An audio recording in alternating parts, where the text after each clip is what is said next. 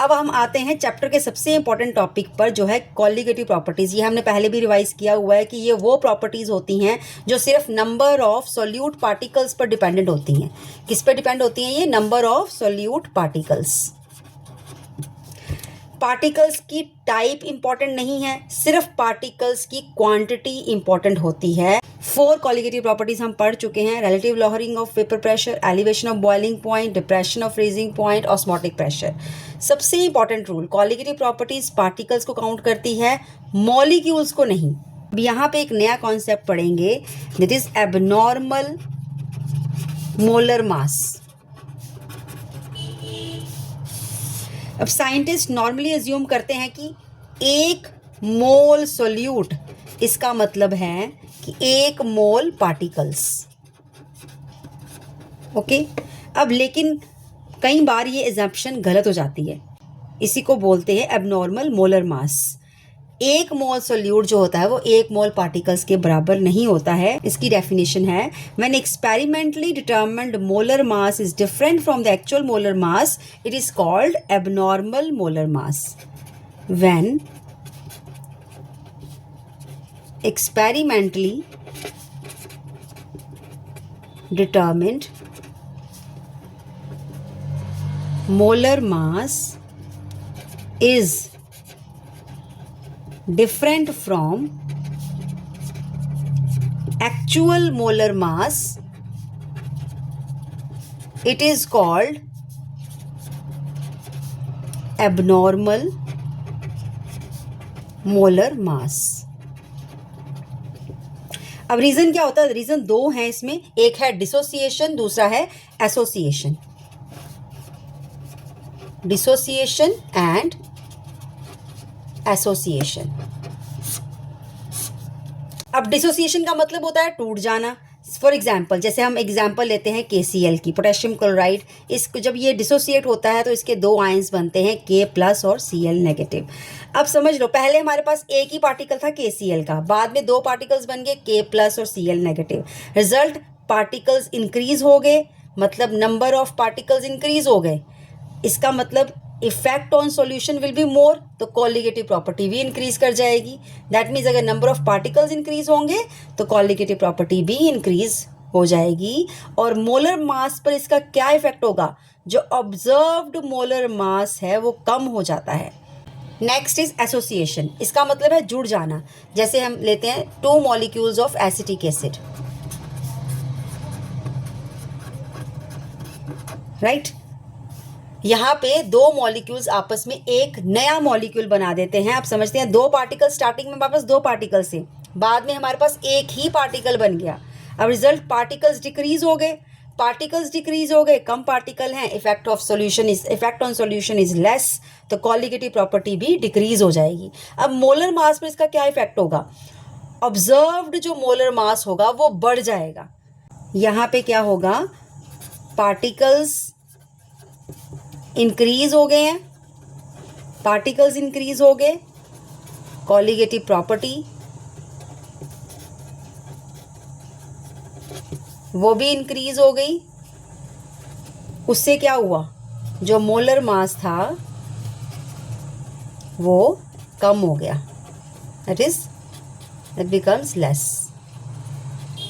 Okay, association में क्या होता है?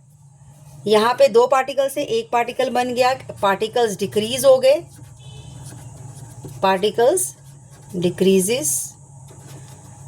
अब यहाँ पे कम पार्टिकल्स हैं तो कॉलीगेटिव प्रॉपर्टी क्या होगी? डिक्रीज हो जाएगी। कॉलीगेटिव प्रॉपर्टी डिक्रीज होगी तो क्या होगा? मोलर मास पर इसका क्या इफेक्ट होगा? मोलर मास भी बढ़ जाएगा, ये इंक्रीज होगा, मोलर मास इंक्रीज हो जाएगा। अब नेक्स्ट यहाँ से अराइज होता है वॉन्ट हॉफ फैक्टर। अब साइंटिस्ट को एक नंबर चाहिए था जो बताए कि पार्टिकल्स कितने बड़े या कितने कम हुए, इसीलिए वॉन्ट हॉफ फैक्टर इंट्रोड्यूस किया गया यहाँ पे, जिस वॉन्ट हॉफ फैक्टर, जिसको हम I से रिप्रेजेंट करते हैं। अब डेफिनेशन क्या है? It shows the extent of association और dissociation of the solute particles. What is van't Hoff factor? Van't Hoff factor shows the extent of association or dissociation of solute particles. अब इसका formula क्या है? I is equal to observed colligative property divided by calculated colligative property, और I is equal to normal molar mass divided by abnormal molar mass, या फिर हम लिख सकते हैं एक्चुअल नंबर ऑफ पार्टिकल्स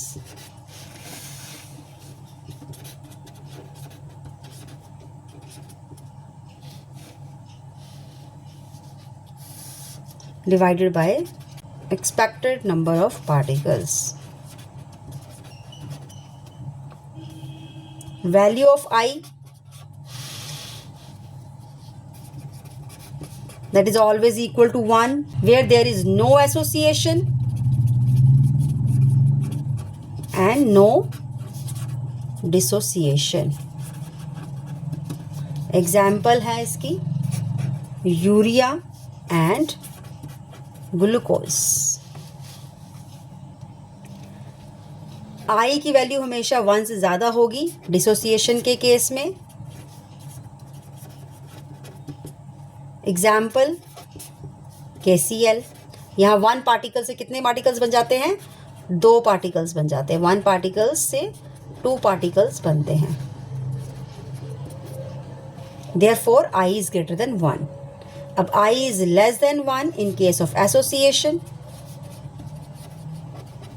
जैसे कि एसिटिक एसिड इन बेंजीन, जिसकी एग्जाम्पल हमने की थी. एसिटिक एसिड इन बेंजीन, इसमें क्या था? इसमें 2 पार्टिकल्स 1 पार्टिकल्स में कन्वर्ट हो जाते हैं, इसलिए आई की वैल्यू जो होती है लेस देन 1 है. अब फाइनल हम रिवीजन करेंगे इसमें. ऑस्मोसिस पढ़ा हमने. Osmosis, water moves from dilute solution to concentrated solution. Osmotic pressure, minimum pressure required to stop the osmosis. Reverse osmosis, pressure greater than osmotic pressure, water moves in the reverse direction. It is used in RO purifier. Dissociation क्या होता है? टूटना. Particles increase करते हैं, colligative property increase करती है. I is greater than 1. Association क्या होती है? पार्टिकल्स जुड़ते हैं, पार्टिकल डिक्रीज हो जाते हैं, कॉलिगेटिव प्रॉपर्टीज डिक्रीज हो जाती है. I is less than 1. अब एबनॉर्मल मोलर मास क्या होता है? It occurs due to association और dissociation. Van't Hoff factor, it shows increase or decrease in number of particles. So these are the important things to learn. Thank you.